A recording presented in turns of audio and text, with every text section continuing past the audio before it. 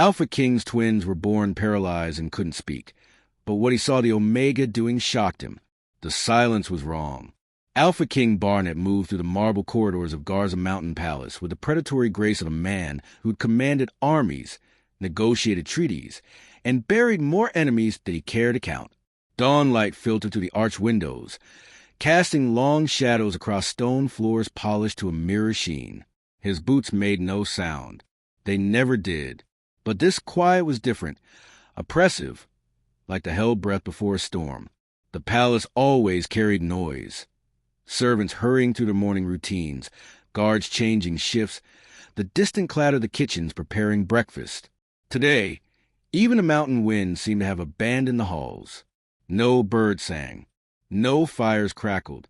Barnet's wolf stirred uneasily beneath his skin. He'd been on his way to the war room, a folder of border reports tucked under his arm, his mind already calculating troop movements and supply lines. 3 years of ruling alone had taught him to compartmentalize, to function on discipline and duty when emotion had long since dried up. He moved through his days like a machine, efficient, cold, necessary. Then he heard it, a voice, small, broken, impossible. Ma. His legs stopped moving before his brain registered the command. The briefing folder slipped from his fingers, reports scattering across the floor in a whisper of parchment. He stood frozen outside the nursery door, which someone had left cracked open. Every instinct screamed that what he'd heard was impossible. His sons didn't speak. They'd never spoken. Rowan and Ryan, 3 years old, born on the same blood-soaked night that had stolen his Luna, existed in a prison of their own small bodies. The healers had a name for it. Spirit-locked pups. Wolves trapped inside paralyzed vessels, unable to shift, unable to speak, barely able to move. The best specialists in 5 kingdoms had examined them. Shamans had burned sacred herbs and red bones. A witch from the eastern covens had whispered incantations over their cribs until Barnet had thrown her out personally. The verdict was always the same. They will never recover. Yet he'd just heard. Mama. There it was again. Barnet's hand moved to the doorframe, gripping the cold marble until his knuckles went white.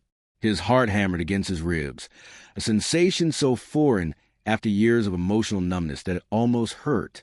He leaned forward, just enough to see through the gap. The nursery was bathed in soft morning light. Toys lay scattered across an expensive rug. Wooden wolves, silk balls, things his sons had never once reached for. Their twin cribs had been replaced months ago with small beds they rarely left. But they weren't in their beds now. Rowan and Ryan sat on the floor, their small bodies propped against cushions, their faces turned upward with an expression Barnet had never seen before. Not the blank, distant stare the healers said was all they'd ever manage. Wonder. And kneeling before them, still wearing her faded cleaning apron, was an Omega maid whose name he'd never bothered to learn. Her hands, small, work-roughened, cupped Rowan's face with infinite gentleness. Her dark hair had slipped from its bun, falling around her shoulders in waves that caught the light. She was plain, he thought distantly, unremarkable, the kind of servant who blended into the palace walls, invisible and unimportant, except his sons were looking at her like she'd hung the moon. "It's okay, little ones," she murmured, her voice low and melodic, textured with warmth he hadn't heard in this palace since Charlotte. His chest constricted. The Omega, Joanne, something in his memory supplied, began to hum. Not a song he recognized, but something ancient and instinctive, the kind of melody that bypassed the mind and spoke directly to the wolf. A lullaby, perhaps, or a prayer. Ryan's fingers twitched, actually twitched, reaching toward her with jerky, uncoordinated movements that should have been impossible. The medical scrolls were explicit. Severe motor function impairment, unlikely to ever achieve voluntary movement. Yet his son was reaching. And Rowan, gods above, Rowan, opened his mouth again. "Mama?" The word cracked something in Barnet's chest he'd thought had calcified into stone. His throat went dry. His wolf surged forward, demanding he enter the room. Demand answers. Understand how this nobody Omega had accomplished what every expert in the realm had called impossible. But he couldn't move. He could only watch as Joanne smiled, a genuine expression of such pure tenderness it seemed obscene in this palace of cold marble and colder hearts, and gathered both boys into her arms. "I've got you," she whispered against their hair. "You're safe. You're so brave." Ryan made a sound, not a word, but a soft, cool contentment. They'd never made sounds like that before, not even as infants. Barnett's hand slipped from the doorframe. He took one step back, then another, his mind reeling. This wasn't possible. It violated every diagnosis, every prognosis, every truth he'd built his grief upon. His sons were broken. The healers had said so. The shamans had confirmed it. He'd accepted it, had built walls around that truth, and moved forward because that's what kings did. But if they were wrong, if this Omega had somehow reached his sons when no one else could, he turned and walked away before she could notice him. His feet carried him automatically toward his study, though he barely registered the route. The palace was coming alive around him now. Servants emerging, the breakfast gong echoing through the halls, but all seemed distant underwater. He closed the study door behind him and leaned against it, his carefully controlled breathing finally breaking into something ragged. "Mama." The word echoed in his skull like a ghost, like an accusation. For 3 years, he'd told himself there was no hope, that his sons would remain locked in their silent prison forever, living reminders of everything the birth had cost him. He'd built his entire existence around that certainty, had let it shape him into something hard and unyielding, and an Omega maid whose name he barely knew had shattered it in a single morning. Barnett crossed a window and stared out at the mountain peaks, his jaw clenched so tight it ached. For the first time in 3 years, something had broken through the silence of Garza Mountain Palace, and it terrified him more than any enemy ever had. 3 weeks earlier, the carriage that brought Joanne to Garza Mountain Palace was third class, the kind that smelled of damp wool and carried servants, merchants, and those trying to outrun their pasts. She'd owned exactly one bag, a threadbare canvas stuffed with 2 spare dresses, a wooden comb missing 3 teeth, and a book of children's songs so worn the pages threatened to disintegrate when touched. Everything she owned in the world fit in a space smaller than most people's laundry baskets. The palace loomed above her as she climbed the final approach on foot, her Omega scent deliberately suppressed to near-nothingness. She'd learned that trick young, how to make herself small, forgettable, beneath notice. It was a survival skill in the lower valley packs, where Omegas without family were little more than communal property, passed between households like furniture. Garza Mountain Palace didn't want an Omega with personality or presence. The advertisement had been explicit. Discreet domestic staff needed. Quiet disposition essential. Upper chambers. Joanne was nothing if not quiet. "You'll do," the head of staff, a severe beta woman named Mrs. Carell, had said after a 30-second inspection. Her eyes had catalogued Joanne with the same enthusiasm one might show a mop. The upper chambers require minimal interaction. You clean, you leave. The Alpha King values silence above all else. "Yes, ma'am. You'll be assigned the guest suites, the gallery, and..." Mrs. Carell had consulted her ledger, the royal nursery on Tuesdays and Fridays. Something had flickered across the head of the staff's face then. Not quite a pity. More like weariness. "The nursery houses the royal heirs," she continued, her voice carefully neutral. "They require specialized care. You're there to clean only. Don't disturb them. Don't attempt to interact. The nurses handle everything else." "I understand." "Do you?" Mrs. Carroll's sharp eyes had pinned her. "They're not like other children, girl. They don't play. They don't respond. You'll find it unsettling. Most maids request reassignment after the first week." Joanne had simply nodded, accepting the ring of keys that would grant her access to the most private spaces in the kingdom. She'd grown up unsettled. It was familiar territory. The orphan dens of the lower valley weren't cruel, exactly. They were simply indifferent. Overcrowded buildings where packed charity warehoused unwanted pups, staffed by rotating volunteers who did their duty and left. Joanne had arrived there at 4 years old, after fever swept through her birth pack and left her without family. She barely remembered her mother's face. What she did remember was the crying. So many pups, so many needs, Never enough hands or time or attention. The older children learned quickly. You either became hard and fought for yourself, or you became useful. Joan had become useful. By 6, she was the one who calmed screaming infants when the volunteers were overwhelmed. By 8, she knew every lullaby, every soothing trick, every way to make a frightened pup feel safe even when the world had abandoned them. By 10, the volunteers simply left her in charge of the youngest ones, grateful for one less responsibility. She'd raised dozens of pups who weren't hers, loved them fiercely until they were adopted or transferred, then watched them leave without her. Every time, she'd told herself not to get attached. Every time, she'd failed. The dens had taught her one fundamental truth. Broken things still deserve gentleness.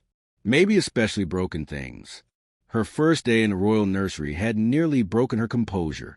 The room was enormous, larger than the entire sleeping quarters of her childhood den, but it felt like a mausoleum. Expensive toys lined shelves, untouched and gathering dust.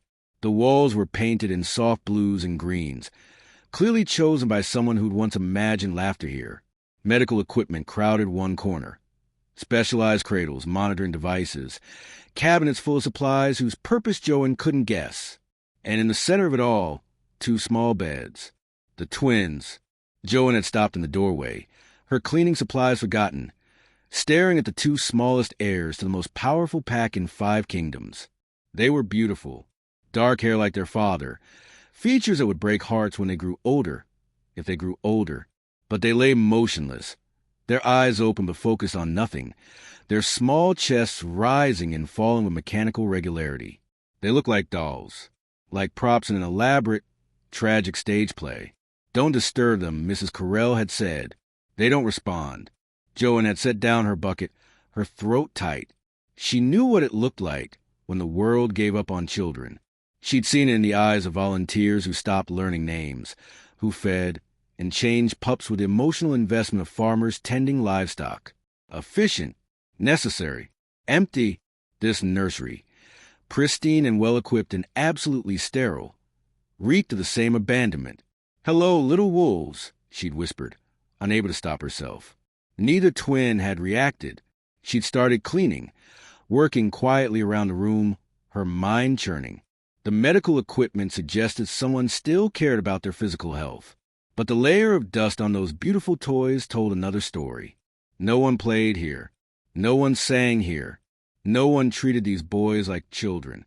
Halfway through dusting the bookshelves, she'd started humming. It was unconscious, a habit from years of working around scared pups. An old Omega lullaby her mother might have sung, passed down through generations, more felt than remembered. The melody was simple, repetitive, designed to soothe wolf instincts that predated language. She'd been reaching for a high shelf when she'd felt it. Eyes on her. Joan had frozen, her hands suspended in midair. Slowly, carefully, she turned. Rowan. She'd learned their names from the plaques above their beds. Had shifted his gaze. Just barely, just a fraction, but his eyes were no longer staring at the ceiling. He was looking at her. Her heart had stuttered. Coincidence, she'd thought. A random movement. Their spirit locked. Everyone said so. But then Ryan's head tilted. A tiny movement, so subtle she might have imagined it, angling toward her voice. Joan had set down her dusting cloth with trembling hands. "Can you hear me, little wolves?" she'd whispered, kneeling between their beds. No response. Not a word, not a sound. But Rowan's eyes tracked her as she moved, and Ryan's fingers, previously still as death, had twitched. Just once. Just enough. By the end of the first week, the royal nurses had begun to notice. "Did you do something different with Ryan today?" Nurse Petra had asked, frowning at her charts. "His vitals are more active than usual." "The Omega was in here," another nurse had murmured. She was talking to them. "They can't understand speech." "I know, but—" I swear he turned his head when she walked by. Head Nurse Marta, a formidable woman with 30 years of experience, had dismissed it with sharp gesture. Spirit-locked pups sometimes have random movements. It means nothing. Don't invent miracles where there's only medicine. But Joan had noticed the way Marta lingered after that, watching from the doorway when she thought no one was looking. The nurses began requesting her specifically. Could the Omega clean the nursery today? The boys seem calmer when she's here. It's probably her scent, someone theorized. Omegas have that nurturing quality. Soothes the wolf. They don't have wolves, not functional ones. Still, it can't hurt. When the reports reached Barnett, he'd been in the middle of a territorial dispute with the Eastern Pacts, his desk buried in maps and correspondence. The Omega maid, his assistant, had said carefully, the nurses believe she may have a calming effect on the heirs. Barnett hadn't even looked up. A calming effect. Yes, Alpha. They've noticed the twins seem more responsive when she's present. Small changes, but small changes. His voice had been flat, devoid of inflection. I've heard about small changes for 3 years. First it was specialized diets, then sound therapy, then a shaman who claimed crystal resonance would unlock their wolves. He'd finally raised his eyes, and his assistant had actually taken a step back. She's a maid. She cleans. That's the extent of her purpose. Of course, Alpha. But after his assistant had left, Barnett had sat alone in his study, staring at nothing. A calming effect. Hope was a weapon. It had carved him open when Charlotte died, flayed him raw when the healers delivered their verdict on his sons. He'd learned to live without it, had built armor from its absence. He refused to pick it up again for an Omega servant and her calming effect. He refused. Still, something nagged at him, a splinter he couldn't quite dislodge. Joan returned to the nursery every day, even when she wasn't scheduled. She'd finish her other assignments, then slip back to the twins' room during her break. The nurses stopped questioning it. Some even seemed grateful. She talked to them like they could understand. The mountains are beautiful today, she'd murmur while changing Ryan's bedding. The snow on the peaks looks like sugar. Someday, when you can run, I bet you'll love racing up those trails. Your father walked past this morning, she'd tell Rowan while checking his blankets. He looked tired. I think he misses you, even if he doesn't know how to say it. She described the gardens, the changing seasons, the wolves she'd seen running in the distance. She treated them like children with futures, not broken things to be maintained. And they responded. Eye contact became consistent. The soft sounds grew more frequent. Ryan's fingers would curl when she touched his hand. Rowan's breathing would synchronize with her voice when she sang. Small miracles, growing quietly in the dark. One evening, 2.5 weeks after she'd arrived, Barnett found himself walking past the nursery an hour when he should have been anywhere else. He'd told himself he was simply patrolling his own palace, that the route happened to pass this wing, that the reports of the Omega's calming effect had nothing to do with it. Then he heard her singing. The melody stopped him cold. An old lullaby, one Charlotte had hummed while pregnant. Her hand on her swelling belly, her eyes full of dreams that would never materialize. Hush, little wolf. Don't you cry. Mama's going to sing you a lullaby. The moon is bright and the pack is near. You're safe, my love. There's nothing to fear. Barnett's hand found the doorframe, gripping until the wood creaked. And from inside the nursery, barely audible, came another sound. A soft coo. Contentment, not pain. One of his sons. Making a sound. His wolf surged forward, demanding he enter, investigate, and understand. But his legs wouldn't obey. He stood frozen in the hallway, listening to an Omega sing his dead wife's lullaby to sons he'd been told would never hear it. When the song ended, he walked away. But the melody followed him all the way back to his study, where he poured a drink he didn't taste and stared at the portrait of Charlotte that he hadn't been able to look at directly in 3 years. Somewhere in his palace, an Omega he barely knew was accomplishing the impossible, and Barnett didn't know whether to thank her or banish her before hope could destroy him all over again. Barnett couldn't stop thinking about it. Mama. The word haunted him through 3 days of council meetings, border negotiations, and correspondence he signed without reading. His advisors noticed his distraction, but were wise enough not to comment. The Alpha King's moods were not subject for discussion. On the 4th day, he summoned head nurse Marta to his study. She arrived promptly, her medical ledger tucked under her arm, her expression professionally neutral.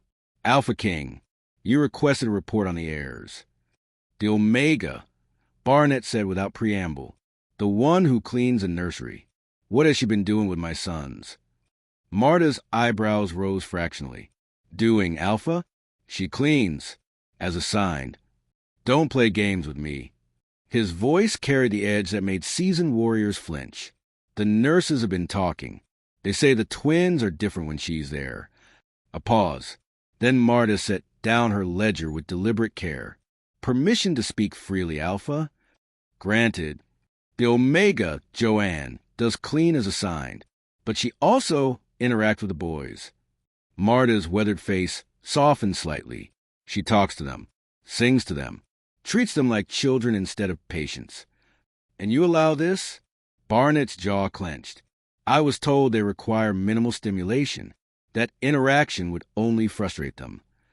That was a recommendation 3 years ago, Marta interrupted gently, before we'd tried everything else and failed.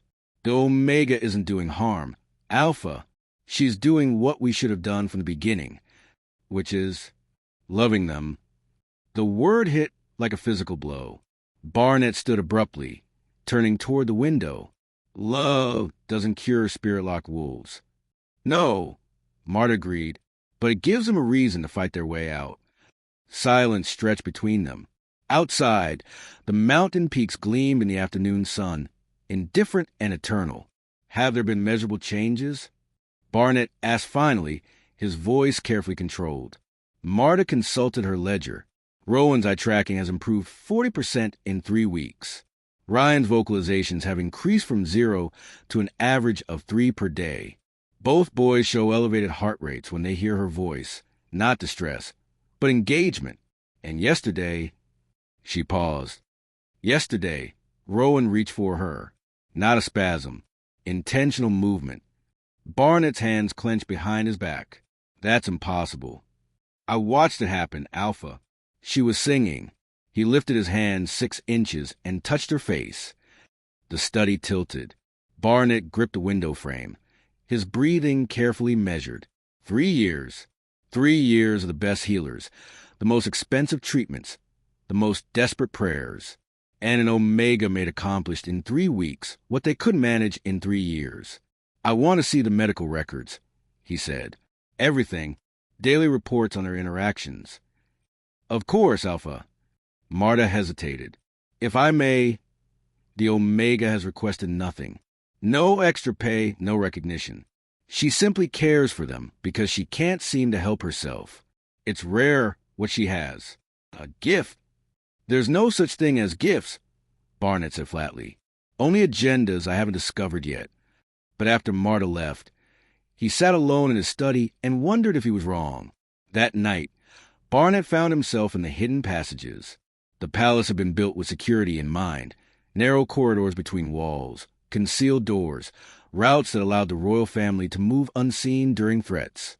Barnett had used them during the war, when assassination attempts were weekly occurrences. Now he used them to spy on a maid. The passage behind the nursery had a viewing slot disguised as decorative ironwork in the wall. He'd never used it before, had avoided the nursery entirely except for obligatory monthly inspections where he stood in the doorway for 30 seconds and left. Now, he pressed his eye to the gap and watched. Joanne sat on the floor between the twins' beds, a book open in her lap. Not a medical manual or care instructions. A children's storybook, illustrated with wolves running under the moon. And the brave little wolf discovered his courage wasn't gone, she read, her voice warm and animated. It was just sleeping, waiting for the right moment to wake up. Rowan's eyes followed her lips forming the words. Ryan's head tilted toward her voice. Just like you, Joanne murmured, setting the book aside. She touched Rowan's hand. Your courage is just sleeping, but it's going to wake up. I know it will. Rowan's fingers curled. Deliberately, definitely, around her thumb.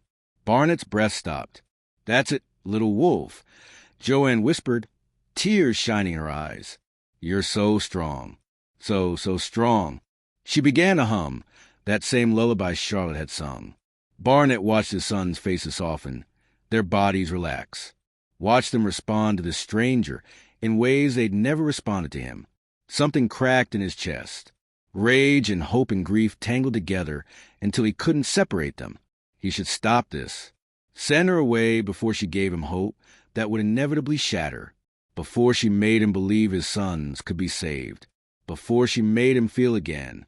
But his feet wouldn't move.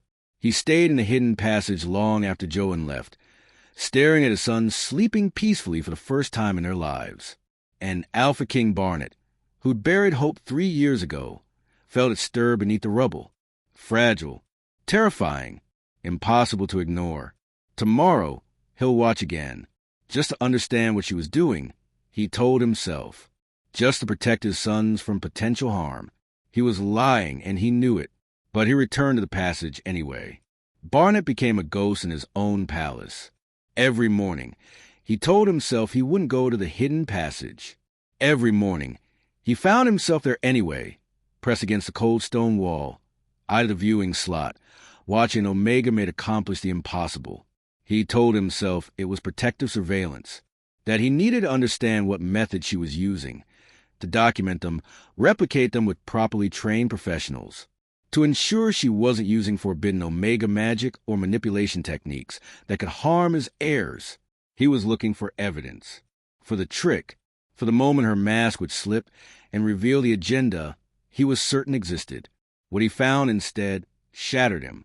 Joan arrived each morning at precisely 7, when dawn light turned the nursery's eastern windows gold. She never rushed, never treated it like just another task on an endless list of duties. She entered like she was coming home. "Good morning, Rowan," she'd murmur, moving to the first bed. Her hand would cup his small face with infinite gentleness. "Did you sleep well, little wolf?" I kissed his forehead, tender and unhurried. "Good morning, Ryan." The same greeting, the same touch, the same kiss for his brother. Every single day. The first week, Barnet had watched for spells, for whispered incantations or suspicious gestures, for anything that would explain the changes the nurses documented. But there was no magic, just a woman who treated broken children like they were precious. "I'm open the curtains now," Joan would narrate, her voice warm. "Feel the sunlight? It's warm today. The mountains are beautiful. Snow on the peaks like frosting on a cake. Someday you'll run up there. I know you will." She massaged their tiny limbs with oil, working each joint with practiced care. "This will help keep your muscles strong, for when you're ready to use them." When Barnet noticed, never if, always when, she sang constantly, lullabies and children's songs, and made up melodies that seemed to come from somewhere deep and instinctive. She read them stories, adventure tales about brave wolves, gentle fables about kindness, silly rhymes that made no sense but had rhythm and warmth. And the twins responded. The small miracles accumulated like snowflakes, individually tiny, but collectively transforming the landscape. Rowan began tracking Joan across the room with his eyes. Not the random gaze that the healers had dismissed as meaningless, deliberate, focused tracking. When she moved left, his eyes followed. When she sang from the right side of the room, his head would tilt fractionally toward her voice. Ryan made sounds. The first time Barnet heard it, he'd nearly given away his position. A soft coo, barely audible, in response to Joanne's singing. Then another. Then something that almost resembled a laugh when she tickled his palm. Their fingers would twitch when she held their hands. Not spasms, but responses. Attempting to curl around hers. Trying to hold on. And the smiles. God, the smiles. Broken and fragile, uncoordinated, but real. When Joan appeared in their line of sight, their small faces would shift. The muscles would engage. Joy, actual, unmistakable joy, would flicker across features that had been blank for 3 years. Barnet watched it happen day after day. Pressed against the hidden passage wall, his chest tight with something he refused to name. It enraged him. Why her? Why not him? Their father, their alpha, the male who'd moved mountains trying to save them. He'd hired the best healers. Spent fortunes on experimental treatments. Begged the moon goddess on his knees in the dark. Nothing had worked. Then this nobody Omega with her soft voice and gentle hands accomplished in weeks what he couldn't manage in years. She's doing what I couldn't, His mind whispered in the dark hours, bringing them to life. His wolf, Kai, was less conflicted. She is a mother gift, Kai growled, restless beneath the skin. Our pups need her. She's an omega, Barnett muttered to himself in the empty passage. A servant. This is temporary. Once we understand her methods, we can... You're a fool, Kai snarled. This isn't a method. It's love. And you can't replicate it with professionals and protocols. Barnett pressed his forehead against the cold stone and watched Joanne sing his sons to sleep, her hand stroking Ryan's hair with mother's instinct. He had no counter-argument. Joanne began staying late. Her shift ended at 3, but she'd slip back to the nursery at 5, at 7, whenever she could steal moments between her other duties. She'd bring small gifts, soft blankets she'd purchased from her meager wages, hand-carved wooden toys from a market, wild flowers from the mountain meadows. She decorated the sterile nursery with colors and warmth. Drawings she'd made herself, pinned to the walls. A mobile of carved birds she'd hung above the beds. Ribbons in cheerful colors tied to the window latches, dancing in the breeze. The room began to look less like a medical facility and more like a home. Mrs. Carell appeared one evening, ledger in hand. Joanne, I'm authorized to offer additional compensation for the extra hours you've been. I'm not doing this for money, Alpha King. Joanne said quietly, not looking up from where she was reading to the twins. Barnett, hidden in the passage, went still. She didn't know he was there. Didn't know anyone was listening. It wasn't performance or manipulation. It was true. I'm doing it because they need me. Joanne continued, her hand gentle on Rowan's chest. And because I need them, too. Mrs. Carell had left without another word.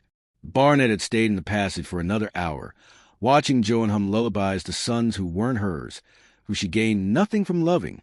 His carefully constructed walls began to crack. He made a mistake on the 7th day.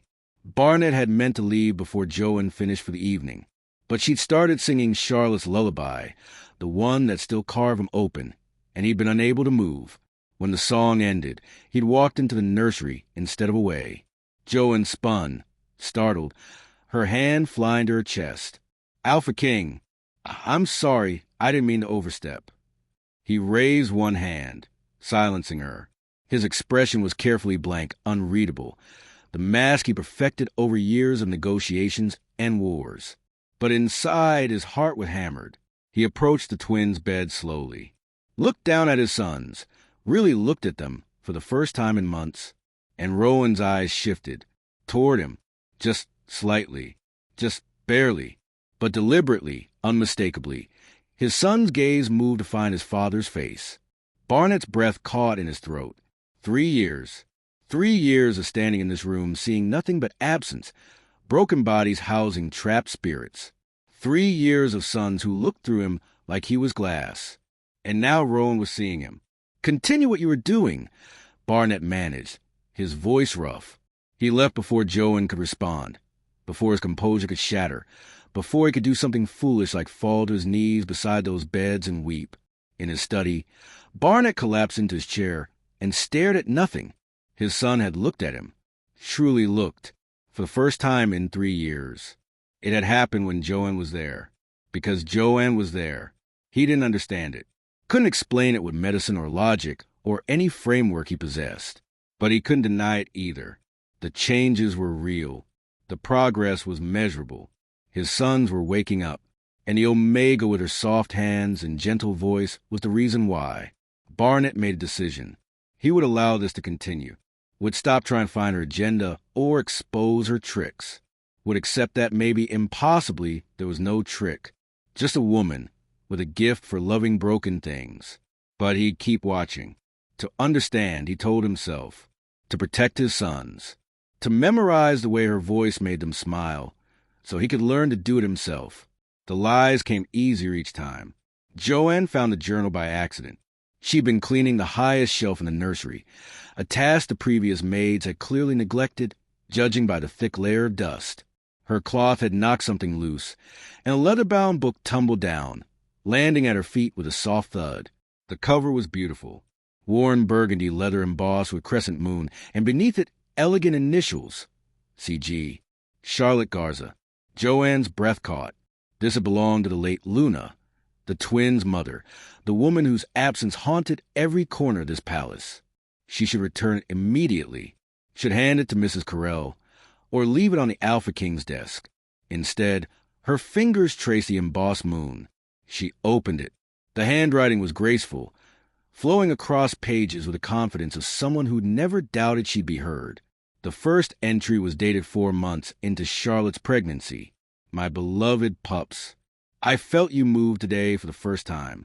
Like butterflies, the midwife said, but she's wrong. You feel like wolves already, strong and wild in mind.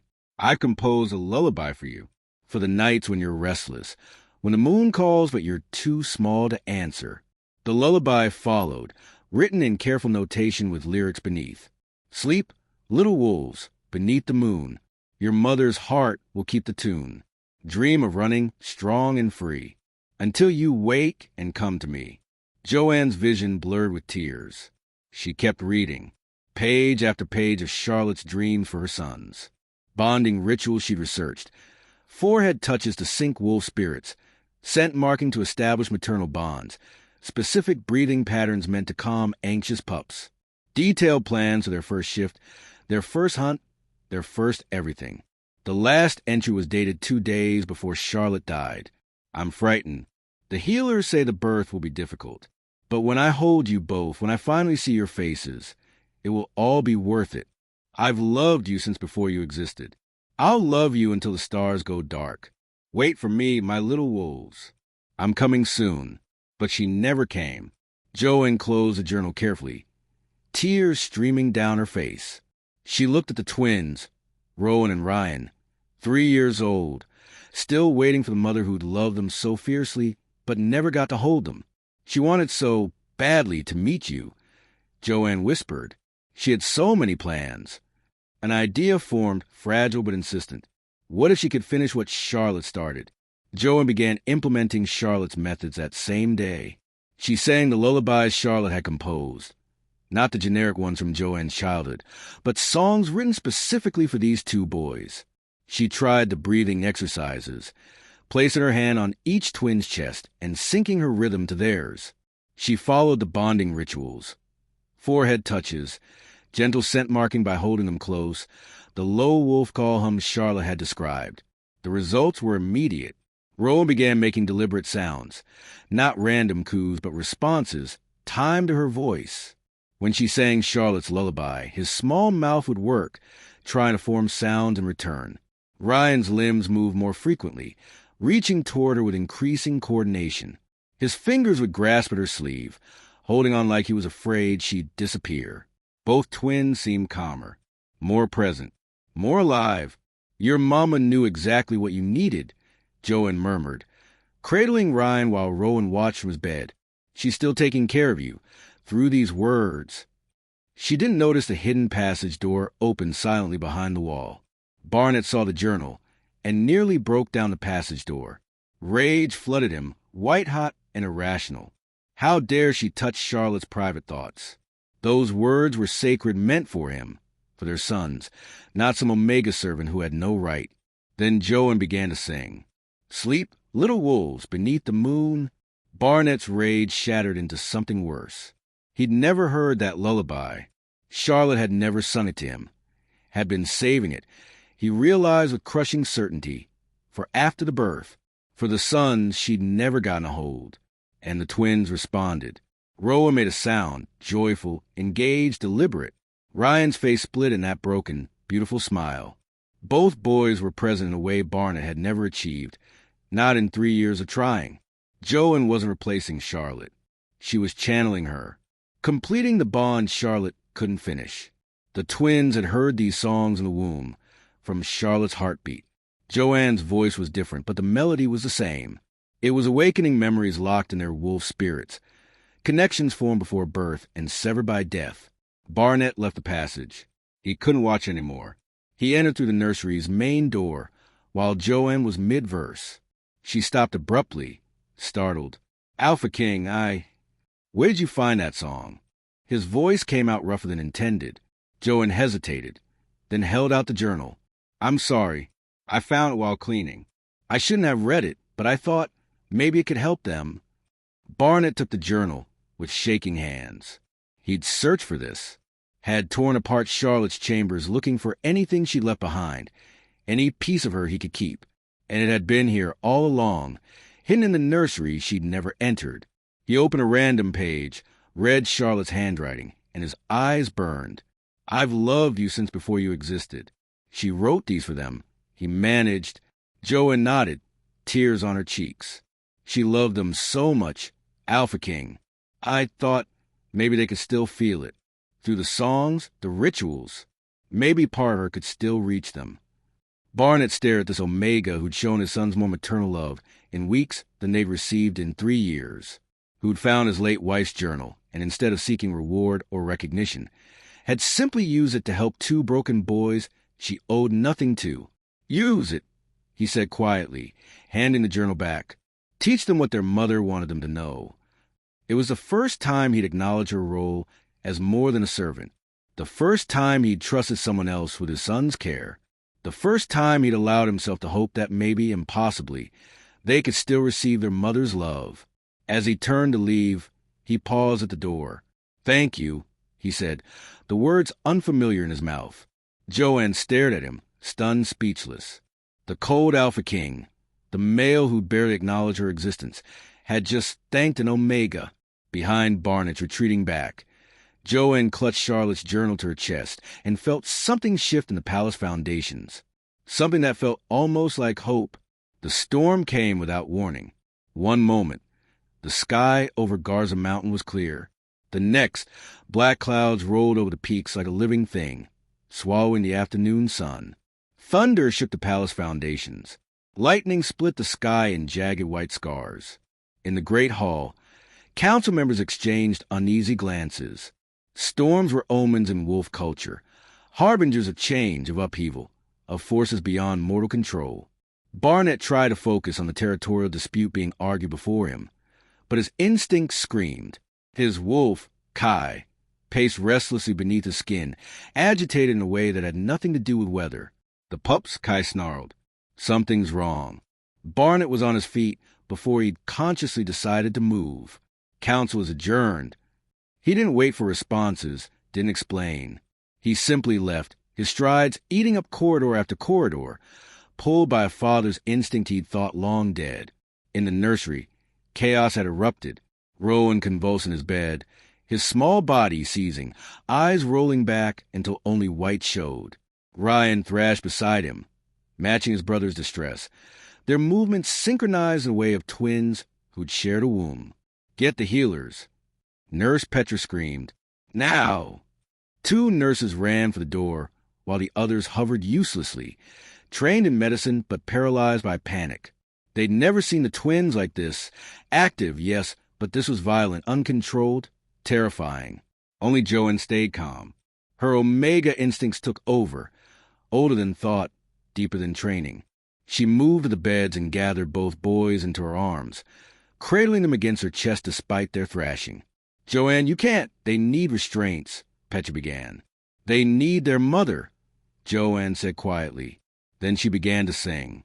Not just any lullaby. Charlotte's Storm Song, from the journal.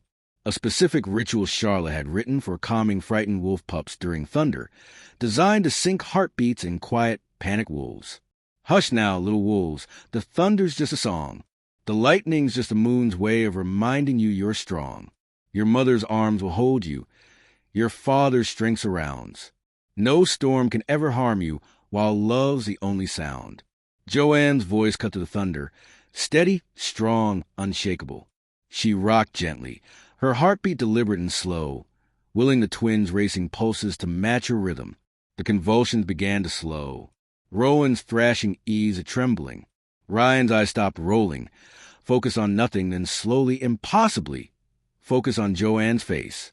She kept singing, tears streaming down her cheeks, holding these boys who weren't hers, but felt like they'd always been meant for her arms. Then Rowan's lips moved. Not a seizure, not a spasm. Deliberately, forming a shape, forcing air through a throat that had never made intentional words. "Joe." Joanne's breath caught. She stopped singing mid-verse. Ryan's mouth opened. struggled, succeeded. Joe. They were trying to say her name. Not Mama, though she'd sung Charlotte songs. Not random sounds, not reflexive coos. Her name, chosen, deliberate, conscious. Oh, Joanne whispered, her voice breaking. Oh, my brave little wolves. The nursery door slammed open. Barnett burst through like a storm himself, his eyes wild, his alpha power filling the room until the nurses pressed back against the walls. He saw Joanne first, kneeling on the floor, both sons cradled against her chest, all three of them crying. Then he heard them. Joe, Joe.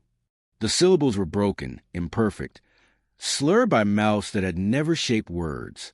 But they were words. Deliberate, real. Time stopped. Barnett's vision tunneled. His carefully controlled breathing failed. His knees nearly buckled, and only years of warrior training kept him upright. His sons, his spirit-locked, voiceless sons who the best healers in 5 kingdoms had declared permanently damaged, were speaking. Not to him. Not to the nurses who'd cared for them since birth. Not to the shamans who'd chanted over their cribs. To the Omega maid who'd been in their lives for mere weeks. Every wall Barnett had built around his heart shattered. 3 years of grief, of numbness, of carefully maintained distance. All of it crumbled in the space of 2 syllables. His wolf howled inside him. Not rage, but recognition. She is their moon, Kai keened. She calls their wolves to surface. She is what they needed. What we needed. How? Barnett whispered, his voice breaking on the single word.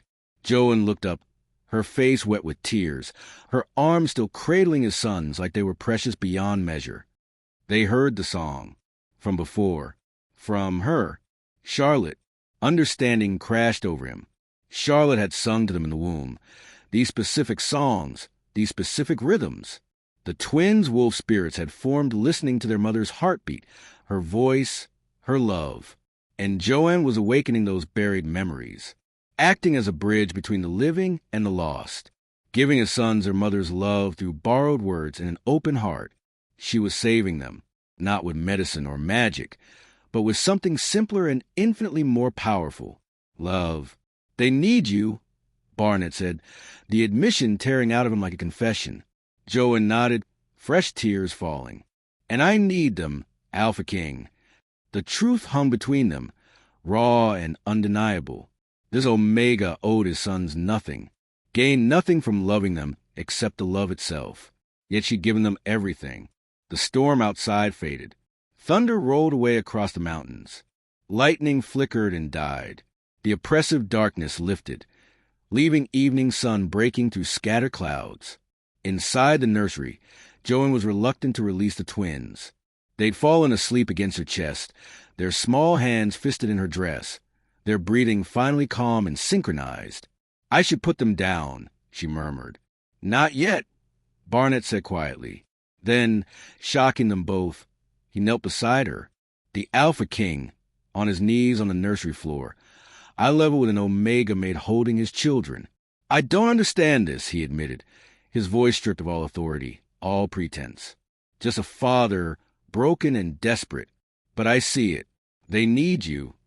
Up close, Joanne could see the tears on his face. This male who commanded armies, who negotiated treaties, who'd buried his wife and his hope. He was crying. For his sons. For what they'd lost. For what they might still find. I won't leave them, Joanne promised. Not unless you order me to. I won't, Barnett said. The words fell like a vow. Together, they rose. Together, they placed the sleeping twins in their beds. Rowan first, then Ryan, tucking blankets with the careful coordination of shared purpose. For the first time in 3 years, Barnett didn't leave immediately.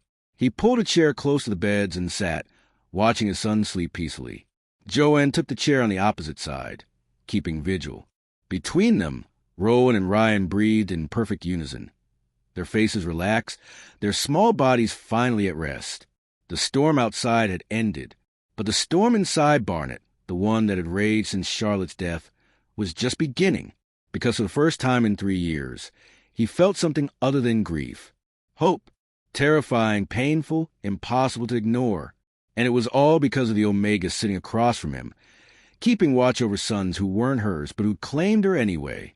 Barnett looked at Joan in the fading light and felt his carefully constructed world shift on its axis. Nothing would ever be the same.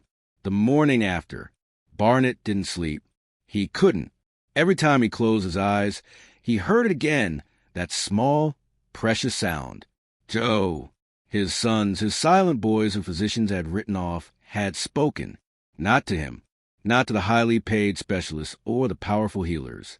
To her, to the Omega maid who had walked into their lives barely days ago and turned everything upside down. He should have felt jealous, wounded, even, but all he felt was wonder and shame. At dawn, when the first pale light crept to the palace windows, Barnett abandoned his bed and walked the familiar path to the nursery. He moved quietly, as he always did, an Alpha's natural grace, but he needn't have bothered. The moment he opened the door, he saw her. Joanne sat in a rocking chair, both twins cradled against her chest. She hadn't changed clothes. Her eyes were heavy, but her arms were steady, her humming soft and constant. She looked up when he entered, no surprise in her expression. "You never left," Barnett observed, his voice rough from disuse. "I couldn't," Joanne admitted simply. They were so excited after they spoke. It took hours for them to settle. Something in his chest cracked. Hours. She'd spent hours soothing his sons through their excitement, while he'd been alone in his chambers, drowning in his own emotions. "Joanne," he said, and the use of her name made her blink. "Will you sit with me? I need to understand." The conversation. It was unprecedented. Alpha Kings didn't ask. They commanded. But Barnett had learned something last night. Everything he thought he knew about strength was wrong. Joanne carefully placed the twins in their cradle. They'd fallen asleep at last, curled toward each other as they always were, and followed Barnett to the seating area by the window. The rising sun painted everything gold. "Tell me," Barnett said, leaning forward, elbows on his knees. "Tell me how you do it. How do you reach them when I can't?" Joanne was quiet for a moment, choosing her words carefully. "I don't see their paralysis," she finally said. "I see their souls. Two bright, beautiful souls who are trapped, yes, but not diminished, not less." Barnett flinched.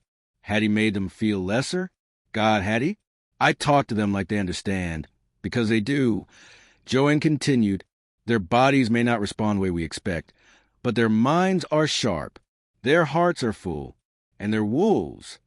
She smiled softly. "Their wolves are strong, Your Majesty. I can feel them. So I sing to their wolves, not their bodies."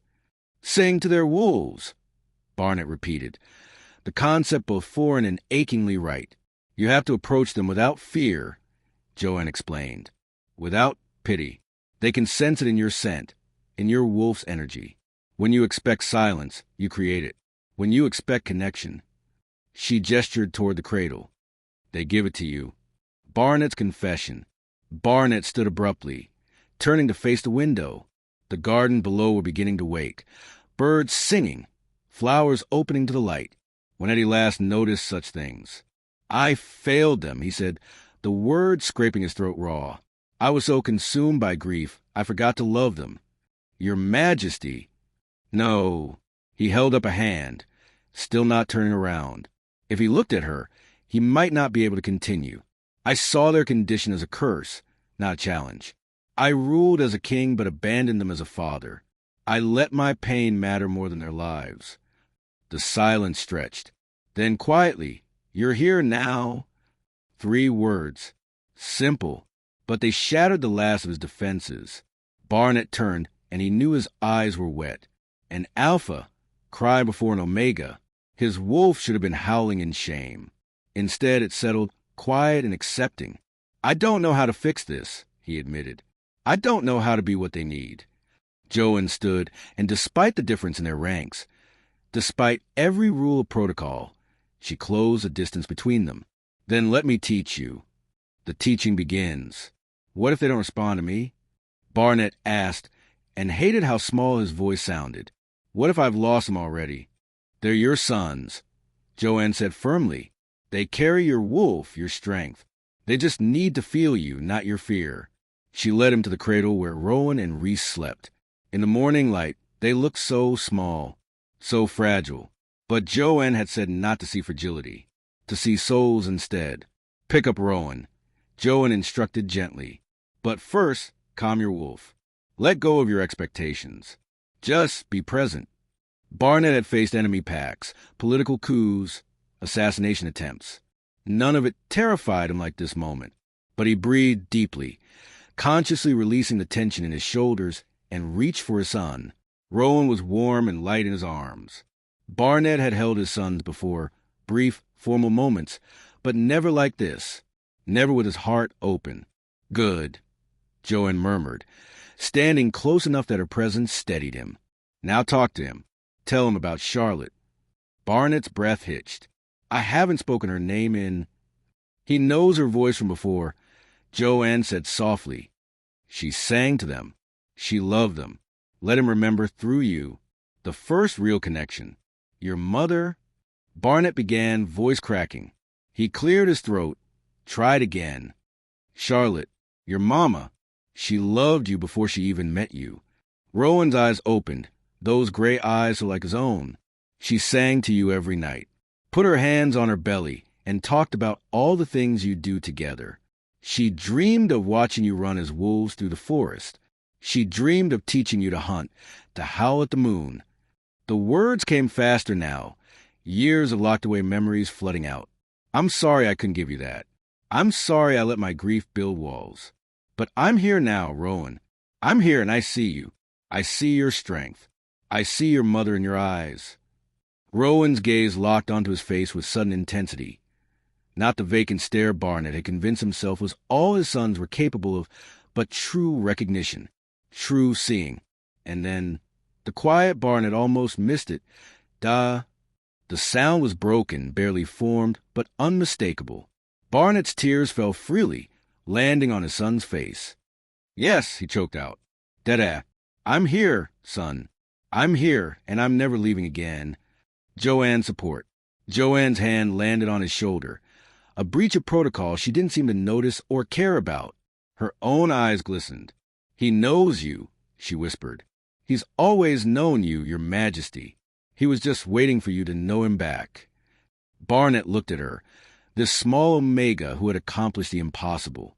She'd walked into his broken palace and brought light to its darkest corners. She'd seen worth where he'd seen only loss. I don't know how to thank you, he said. Just love them. Joanne replied, smiling through her tears. That's all they need. That's all they've ever needed. In the cradle, Reese began to stir, making small sounds of his own. Not words, not yet, but communication. I'm here too. Don't forget me. May I? Barnett asked, looking at the second twin. Joanne's smile widened. They're your sons, your majesty. You never have to ask. The shift in the palace. By mid-morning, the impossible news had spread to the palace like wildfire. The Alpha King had been seen in the nursery, tears of joy streaming down his face, cradling his sons and singing. Singing! The guards exchanged glances, tentative smiles breaking through their usual stern expressions. In the kitchens, the head cook hummed while preparing lunch, something she hadn't done since Queen Charlotte's death. The gardeners worked with lighter steps, and even the ancient housekeeper, Mrs. Hemlock, was heard laughing at some joke. The palace itself seemed different, as though the building had been holding its breath for 2 years and could finally exhale. The cold, oppressive weight that had settled over everything after Charlotte's death was lifting. Rowan was warm and light in his arms. Barnett had held his sons before, brief, formal moments, but never like this, never with his heart open. Good, Joanne murmured, standing close enough that her presence steadied him. Now talk to him. Tell him about Charlotte. Barnett's breath hitched. I haven't spoken her name in... He knows her voice from before. Joanne said softly. She sang to them. She loved them. Let him remember through you. The first real connection. Your mother... Barnett began, voice cracking. He cleared his throat, tried again. Charlotte, your mama. She loved you before she even met you. Rowan's eyes opened. Those gray eyes are like his own. She sang to you every night, put her hands on her belly, and talked about all the things you do together. She dreamed of watching you run as wolves through the forest. She dreamed of teaching you to hunt, to howl at the moon. The words came faster now, years of locked-away memories flooding out. I'm sorry I couldn't give you that. I'm sorry I let my grief build walls. But I'm here now, Rowan. I'm here and I see you. I see your strength. I see your mother in your eyes. Rowan's gaze locked onto his face with sudden intensity. Not the vacant stare Barnett had convinced himself was all his sons were capable of, but true recognition, true seeing. And then, the quiet Barnett almost missed it. Da. The sound was broken, barely formed, but unmistakable. Barnett's tears fell freely, landing on his son's face. Yes, he choked out. Dada, I'm here, son. I'm here, and I'm never leaving again. Joanne's support. Joanne's hand landed on his shoulder. A breach of protocol she didn't seem to notice or care about. Her own eyes glistened. He knows you, she whispered. He's always known you, your majesty. He was just waiting for you to know him back. Barnett looked at her, this small Omega who had accomplished the impossible. She'd walked into his broken palace and brought light to its darkest corners. She'd seen worth where he'd seen only loss. I don't know how to thank you, he said. Just love them, Joanne replied, smiling through her tears. That's all they need. That's all they've ever needed. In the cradle, Reese began to stir, making small sound of his own.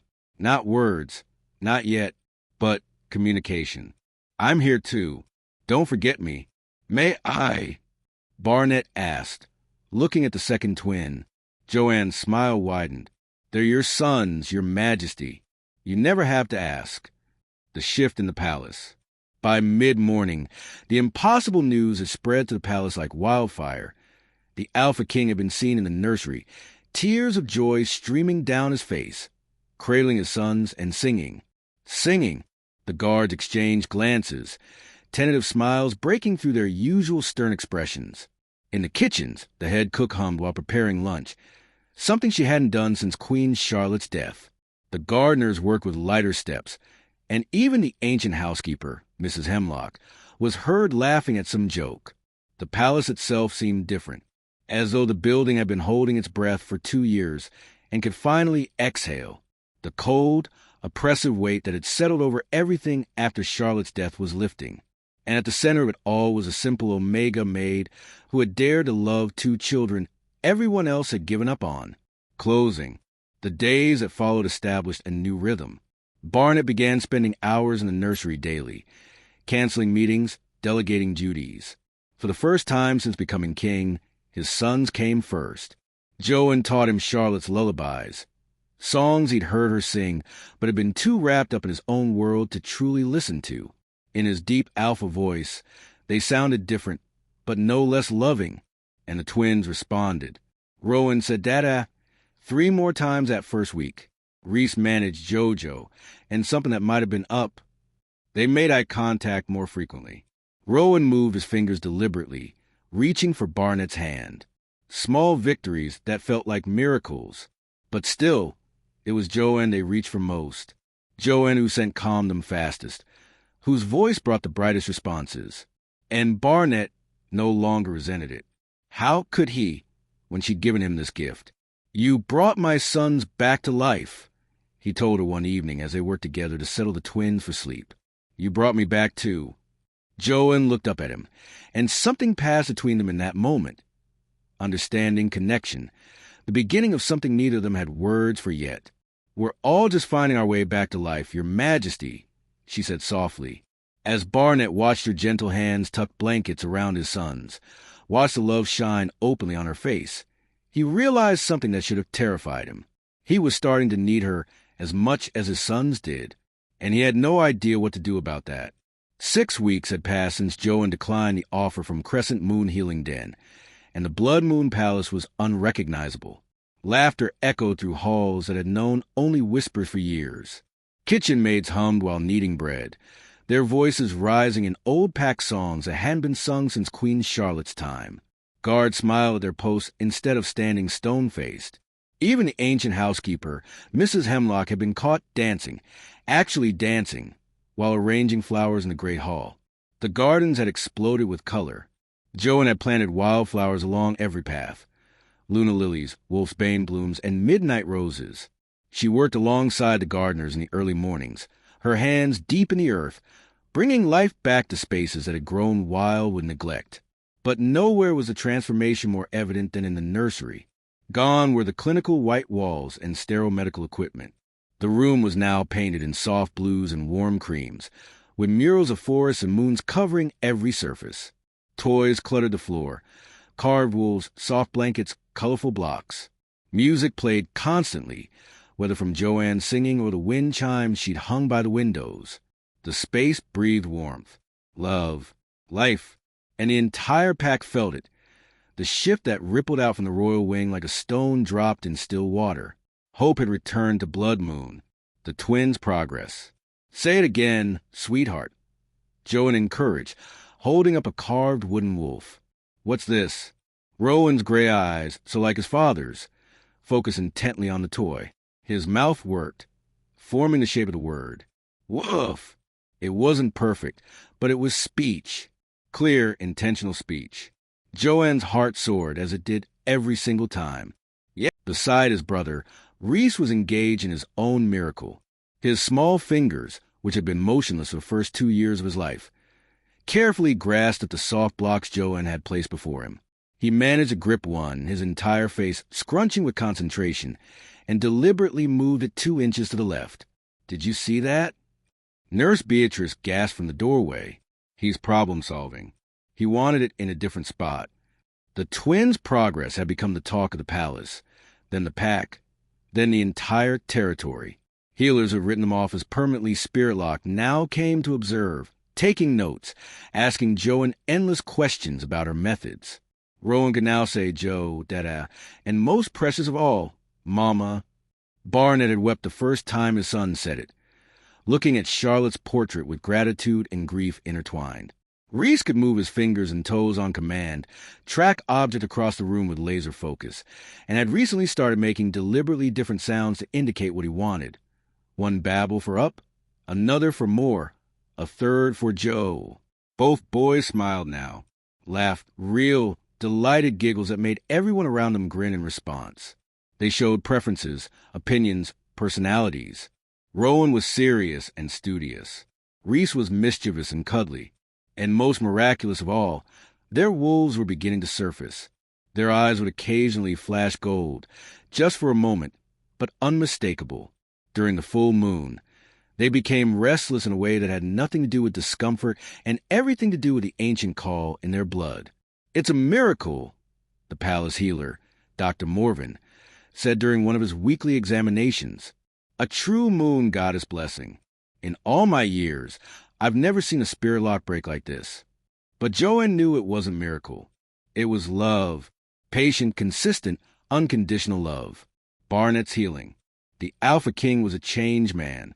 The court, which had grown accustomed to their sovereign's cold efficiency and barely contained grief, hardly recognized him anymore. Barnett smiled, something many of the younger staff members had never witnessed. He laughed at his son's antics, his deep voice booming through the nursery in a way that made joy seem like the most natural thing in the world. He rearranged his entire schedule around the twins. Mornings were for his sons, feeding, playing, practicing words and movements. He conducted afternoon council meetings with efficiency, so he could return to the nursery by evening. His advisors learned quickly. If it wasn't urgent, it could wait until after family time. And he talked about Charlotte now, not with the shattered grief that had characterized the past 3 years, but with love and fond remembrance. He told Rowan and Reese stories about their mother, how she'd sung off-key but with such enthusiasm it didn't matter, how she'd argued politics with the council members just to keep them sharp, how she'd dreamed of teaching her sons to hunt.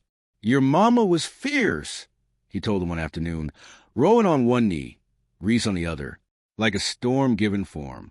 "But she was gentle with the one she loved, especially you two." Joanne, watching from across the room, saw no tears in his eyes, just warmth. Barnett was learning to be both king and father, and he was excelling at both. Joanne's new role. Joanne had stepped into her position as royal guardian with a grace that surprised even her. The staff respected her. The pack admired her. And she wielded her new influence with careful intention, always thinking of those who had been invisible as she once was. She established healing circles for traumatized pups, young wolves who had lost parents, suffered abuse, or struggled with their shifts. She created Omega empowerment groups, teaching the lowest ranked pack members that their gentleness was strength, not weakness. She became a voice for the voiceless in the kingdom, and Barnett supported every single initiative without question. The Omegas want to propose a new child care system, she told him one evening over dinner, a habit they'd fallen into, sharing meals after the twins were asleep. Then let's hear their proposal. Barnett said immediately, schedule a council meeting. You'll present it. Me? Joanne blinked. I'm not. Your royal guardian. Barnett interrupted, his eyes intense. Your voice carries weight now, Joanne. Use it. She did. And the council, seeing their Alpha King's unwavering support, approved the initiative unanimously. Joanne was no longer invisible. She was essential, a growing bond. It started professionally. Barnett and Joanne would meet each morning to discuss the twins' progress, what new words they'd attempted, what movements they'd mastered, what goals to set for the coming week. But somewhere along the way, the conversation shifted. They began sharing meals, walking in the gardens after the twins were asleep, talking about everything and nothing, pack politics, childhood memories, dreams of the future. Barnett would seek her opinion on matters that had nothing to do with Rowan and Reese, and Joanne found herself lingering in doorways just to hear his voice.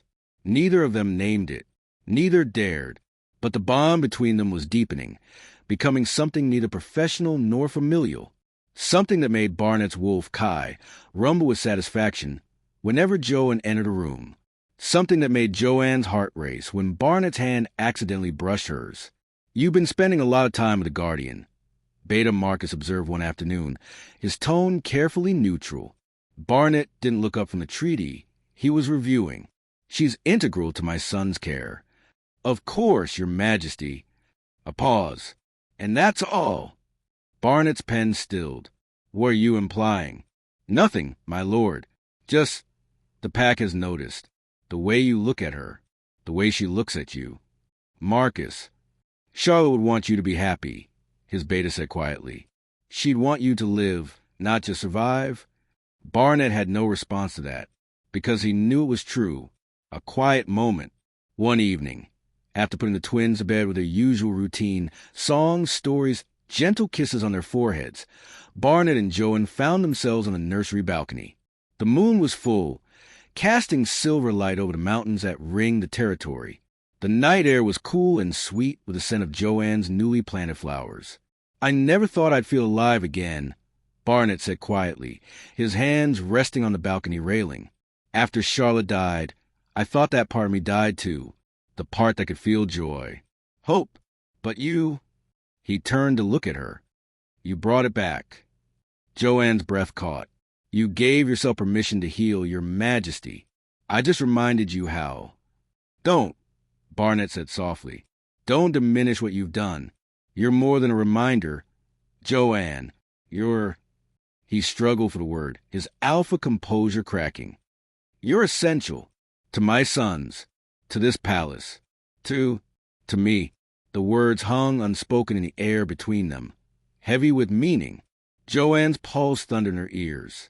She could feel the pull of him, his wolf calling to something deep in her own soul, the bond that she tried so hard to ignore, to rationalize as gratitude or professional respect. But it was so much more than that. Barnett. His name slipped out without his title, and they both froze. The moment stretched, taut as a bowstring.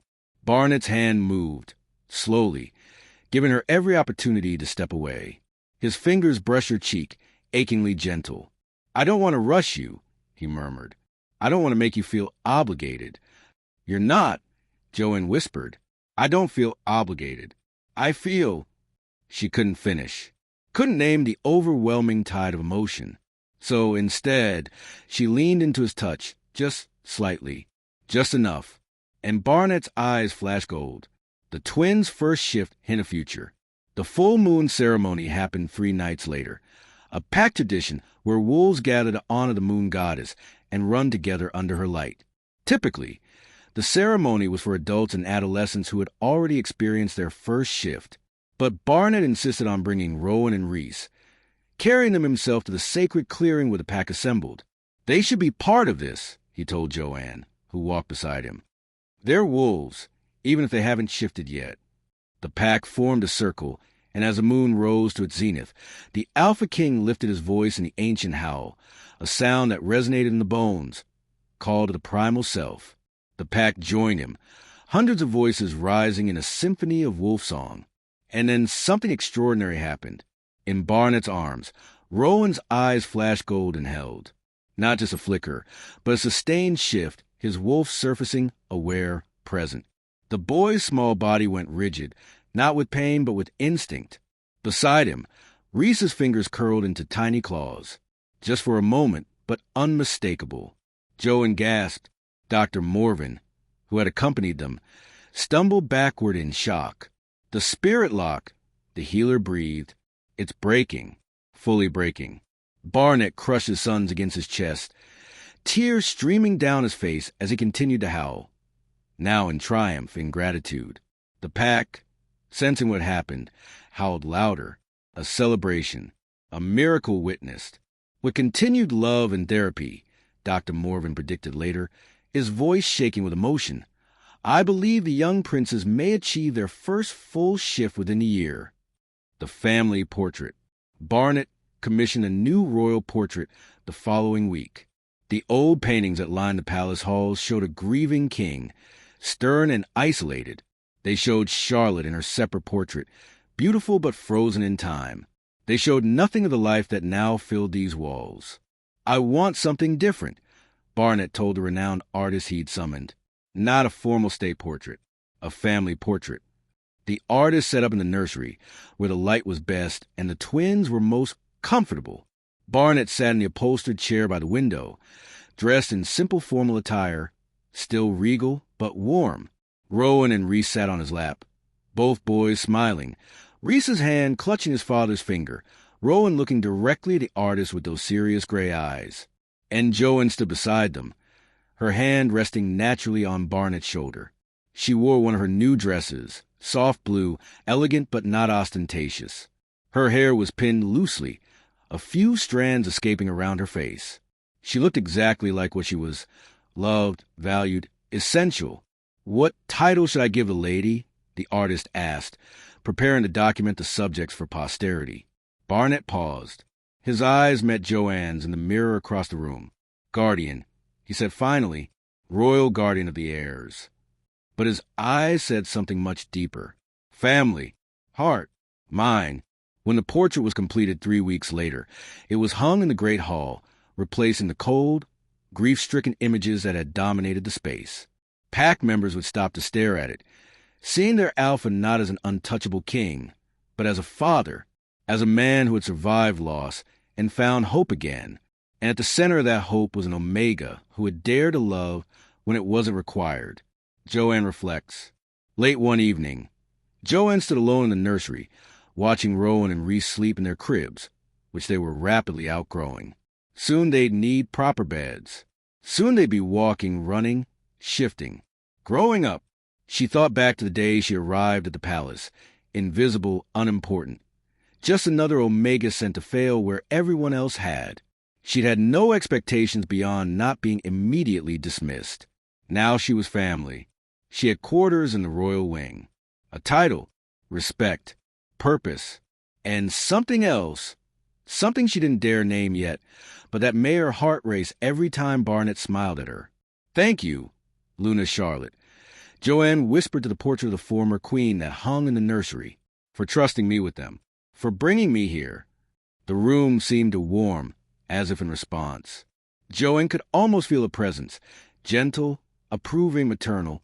Love them, the presence seemed to whisper. All of them. Joanne touched her chest, right over her heart. I will. I promise. Barnett's final realization. Barnet stood before Charlotte's official portrait in the gallery, the one he'd visited countless times over the past 3 years, seeking guidance, seeking forgiveness, seeking something. Tonight, he finally knew what. "I will always love you," he told the painting, his voice steady. "You gave me joy, gave me sons, gave me the best years of my life. I'll carry you in my heart forever." He touched the frame gently, a farewell and a promise. "But I'm ready to live again, Charlotte.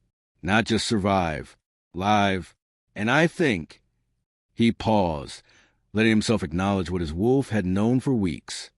"I think you sent her to us. Joanne, I think this was your gift, not just to Rowan and Reese, but to me." The portrait seemed to glow in the candlelight, and Barnet felt something release in his chest. The crushing weight of grief that had defined him for so long simply lifted, not gone, never gone, but transformed into something gentler, sweeter. Charlotte's spirit released him, a gentle, loving goodbye. He was finally free to move forward, and he knew exactly who he wanted beside him for whatever came next. Closing scene. The morning sun streamed through the nursery windows, painting everything in shades of gold. A small table had been set up by the window, not in the formal dining room, but here, where the family actually lived. Barnet sat on one side, sleeves rolled up, his alpha composure completely abandoned. Joanne sat across from him, her hair still slightly mussed from sleep. Between them, Rowan and Reese sat in high chairs, making an absolute mess of their breakfast. "Baby," Reese announced triumphantly, smashing a handful of berries against his tray. The fruit exploded, sending purple juice across his face, his hair, and somehow onto Joanne's dress. Joanne laughed, bright and unrestrained. "Yes, berries. Very good identification, even if the delivery needs work." Rowan, more methodical, carefully picked up a piece of soft bread and brought it to his mouth. He managed to get half of it in before dropping the rest down his front. "Duh," he said, looking at Barnet with those serious eyes. "Yes, son?" Barnet leaned forward, completely focused. "M.O. More. More bread? You've got it." Barnet tore another piece, placed it on Rowan's tray, and grinned when his son grabbed for it immediately. This was chaos. Messy, loud, completely imperfect, and absolutely beautiful. Joanne caught Barnet's eye across the table, and something warm passed between them. Understanding, affection, the beginnings of something neither had dare hope for. Barnet mouthed, "Thank you," for his sons, for this life, for everything. Joanne smiled, her eyes bright. She mouthed back, "Always." Reese chose that moment to fling a berry directly at his father's face. It hit Barnet square on the nose, and for a moment there was stunned silence. Then Rowan giggled, a delighted, mischievous sound that he'd learned from his brother. And Barnet, the fearsome alpha king of Blood Moon, laughed until tears ran down his face. The palace that had been a tomb of grief was now a sanctuary of love. The alpha king who had been broken was now whole. The twins who had been locked in silence were finding their voices, their strength, their wolves. And the Omega who had been invisible was now the heart of it all, the center around which this new family orbited. This was not an ending. This was a beginning. The twins would grow. The pack would thrive. And two wounded souls would continue to heal each other, day by day, moment by moment, until the bond between them became undeniable. But that was a story for another day. For now, there was laughter in the nursery. There was berry-stained chaos and clumsy words and tiny hands reaching for love. And for the first time in 3 years, the future wasn't something to survive. It was something to celebrate. The morning sun climbed higher, bathing the Blood Moon Palace in light. And somewhere beyond the veil between worlds, a silver wolf with kind eyes watched her family and smiled. "Well done," Charlotte's spirit seemed to whisper. "Well done, my love." And the moon goddess, seeing her children finally at peace, bless them all,